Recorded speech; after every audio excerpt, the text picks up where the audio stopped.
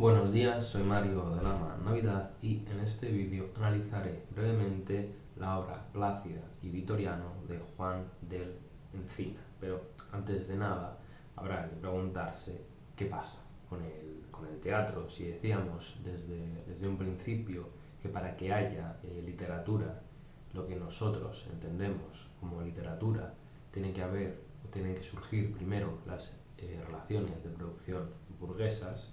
Con el teatro va a ser lo mismo.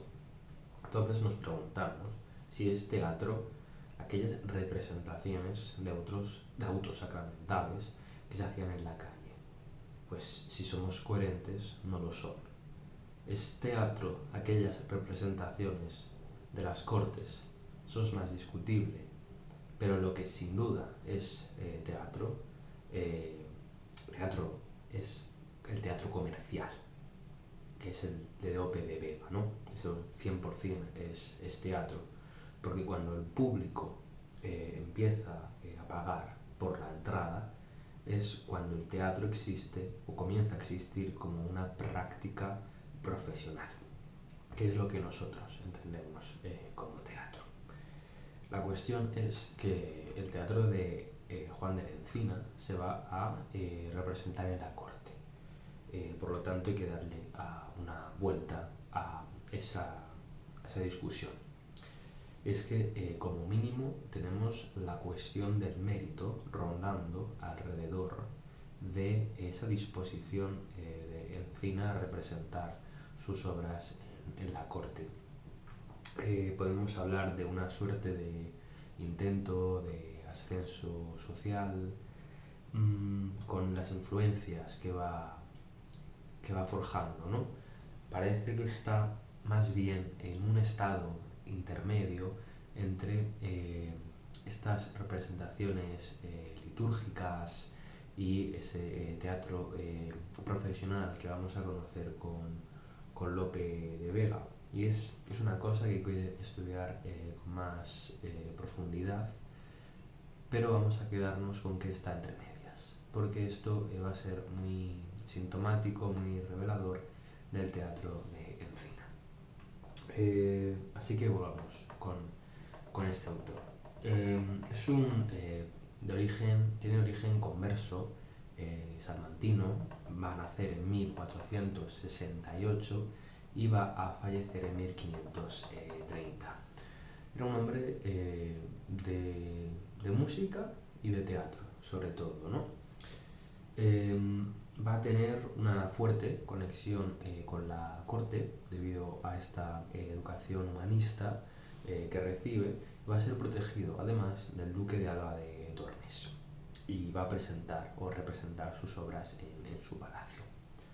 Esta educación humanista, pese a él ser, pero secularizada también, pese a él ser devoto, pues le va a conectar con el mundo clásico y en concreto con Virgilio, sus élogas, que es lo central en su obra. Y toda esta cuestión del humanismo pues se puede ver mejor en el vídeo que tengo sobre Juan de la Encina y que no voy a estar repitiendo, pero en cualquier caso todo es muy revelador de los cambios que se vienen produciendo, como os he ido comentando en vídeos anteriores. Bien, es muy significativo, tal vez lo que más, del teatro de Encina, el hecho de que su obra tienda a ser dividida en dos grupos. Y me voy a explicar mejor ahora, pero de momento lo que voy a decir es que un primer grupo está todavía a caballo entre los dos tipos de sociedades que ahora se están enfrentando. Es decir, la feudal, guerrera, frente a la burguesa cortesana, y el segundo ya es plenamente cortesano, es decir, burgués. En el primer grupo vamos a encontrar obras escritas para su noble protector, pero que sin embargo van a mostrar rasgos humanistas. Son églogas sobre la Navidad, representaciones sobre el de la Pasión y del Carnaval, es decir, que está todo, tiene un tinglado, ¿no?, que resulta muy, muy sintomático de esto que vengo diciendo. De todas estas primeras obras, lo que me interesa es el personaje del campesino, que en realidad está tomado de Íñigo de Mendoza. Julio Rodríguez Puertolas, que es un conocedor absoluto de esta materia, va a plantear que cuando Encina propone el uso de, por decirlo de forma sencilla, porque esto viene de Íñigo de Mendoza, pero luego con Lope se va a ir cambiando, pero digamos que de forma sencilla introduce un pastor bobo, ¿vale? Que va a mostrar irónicamente su deseo de servir al noble, y a la par este pastor bobo va a establecer un paralelo de su linaje con la forma en que los nobles también hablan de su linaje. Entonces esto a los nobles pues les hace gracia, ¿no? Y se ríen. Y es posible, se ha dicho, que, que esta idea de la parodia hablando el pastor bobo de su linaje puede entenderse como una ironía, una sátira, pero también como una introducción de la idea muy propia del humanismo judeoconverso burgués de la igualdad entre los hombres. Sea como fuere, el segundo grupo de obras, que es el que aquí nos interesa, ya sí es burgués, secular, incluso pagano.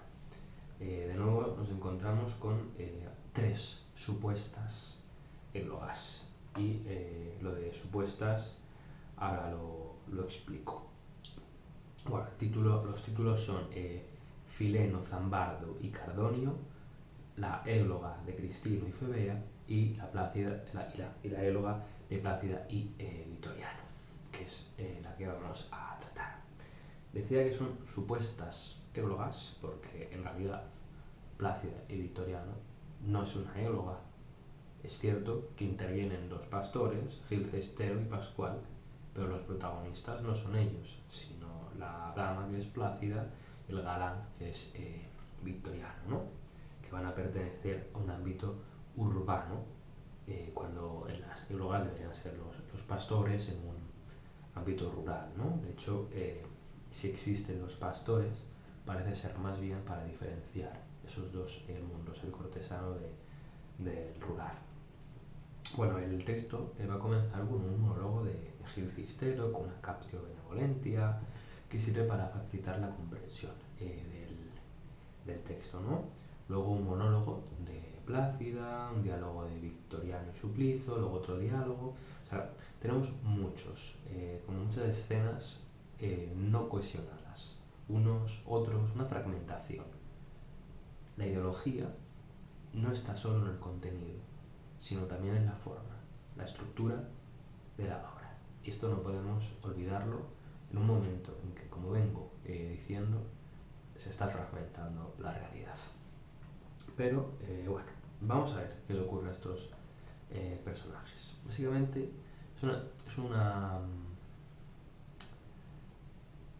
un movimiento, un motor que no me salía, muy sencillo.